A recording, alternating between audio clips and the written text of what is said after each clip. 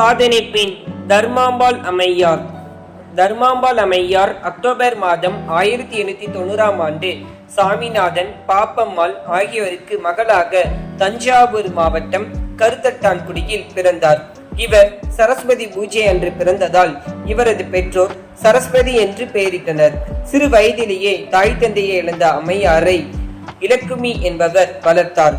இவர் தமிழ், தெலுங்கு, மலையாளம், ஆங்கிலம் ஆகிய 4 மொழிகளை கற்றறிந்தவர் ஆவார். தமிழ் மொழியை வேக்கை ஜீவகாருண்யம் சுப்பிரமணியனார், மணி திருநாவுக்கரசர் ஆகிய இருவரிடமிருந்து கற்றார். தெலுங்கு மொழியை பண்டித நாராயணி அம்மையாரிடமிருந்து கற்றார். தமிழ் இலக்கியம், தமிழ் நாடகம் மற்றும் தமிழ் இசையில் மிகுந்த ஆர்வம் கொண்டவர். தந்தை பெரியாரின் கருத்துக்களால் ஈர்க்கப்பட்ட இவர் விதவைகள் மறுமணம், ஜாதி மறுப்பு திருமணம், பெண் கல்வி, பெண் உரிமை, சுயமரியாதை போன்ற சமூக நலனில் அக்கறை கொண்டவர் தர்மாம்பாள் ஆவார். தர்மாம்பாள் அம்மையார் நீதி கட்சியின் முன்னணி தலைவராகவும், திராவிடர் கழகம், திராவிட முன்னேற்ற கழகம் ஆகியவற்றில் முக்கிய உறுப்பினராகவும் பணியாற்றியவர். மக்களுக்காகவும் வேலையில்லா இளைஞர்களுக்காகவும் குரல் எழுப்பியவர். கணவரால் கைவிடப்பட்ட பெண்களுக்கு பெரிய அளவில் உதவி செய்தவர். சாதி மறுப்பு திருமணம் மற்றும் விதவை மறுமணத்தையும் ஊக்கப்படுத்தி முன்னின்று நடத்தியவர். சாதி மறுப்பு திருமணத்தை தான் பிறருக்கு ஊக்கப்படுத்துவதோடு நில்லாமல் தானும் குடியாத்தத்தைச் சேர்ந்த நாடக நடிகரான முனுசாமி என்பவரை சாதி மறுப்பு திருமணம் செய்து கொண்டார். திருமணம் புரிந்த சில காலம் நாகப்பட்டினத்தில் வசித்து வந்தார். பின் சித்த மருத்துவ படிப்பின் மீது ஏற்பட்ட ஈர்ப்பினால் சென்னைக்கு வந்தார். அங்கு 330 தங்கச்சாலை பகுதியில் வசித்து சித்த மருத்துவ படிப்பை முடித்தார். சித்த மருத்துவ சாலை என்ற பெயரில் மருத்துவமனை தொடங்கி ஏழை எளிய மக்களுக்கு கட்டணம் வாங்காமல் சிகிச்சை அளித்தார். பெண்கள் முன்னேற்றத்திற்காக தமிழ் மாதர் கழகத்தை உருவாக்கினார். தேவதாசி ஒழிப்பு சட்டம் முத்துலட்சுமி அம்மையார் அவர்களின் உதவியுடன் நிறைவேற்றுவதற்கு காரணமாக இருந்த பெண்களில் ஒருவர் ஆவார். சித்த மருத்துவர்களுக்கான சங்கத்தை உருவாக்கியவர் ஆவார். கரந்தை தமிழ்ச்சங்கத்திற்கு தன் வீட்டையே தானமாக வழங்கிய பெண்மணி ஆவார்.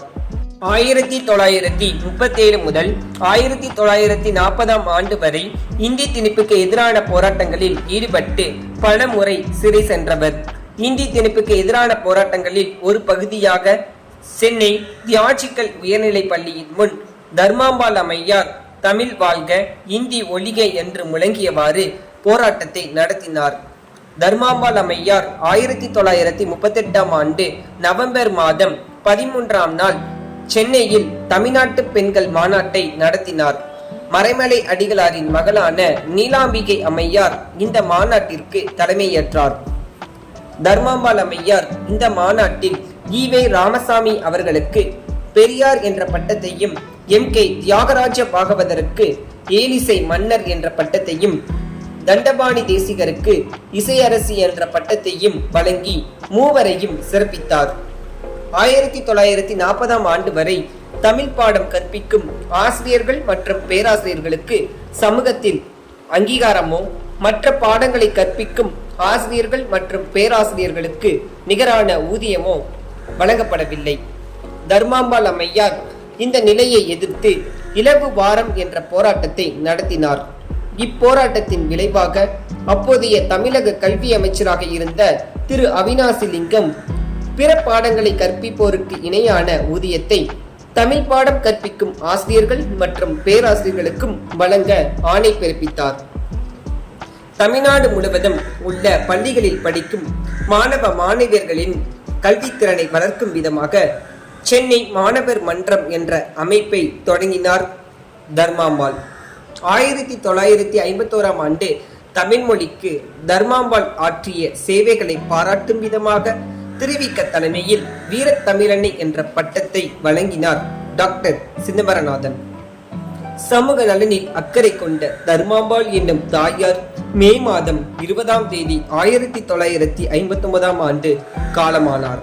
மருத்துவர் தர்மாம்பாள் அம்மையார் நினைவை போற்றும் வகையில் தர்மாம்பாள் பெயரில் சென்னை மாநகராட்சியில் பூங்கா ஒன்றையும், நாகப்பட்டினத்தில் பல் தொழில்நுட்ப கல்லூரி ஒன்றையும் அமைத்து தமிழ்நாடு அரசு பராமரித்து வருகிறது.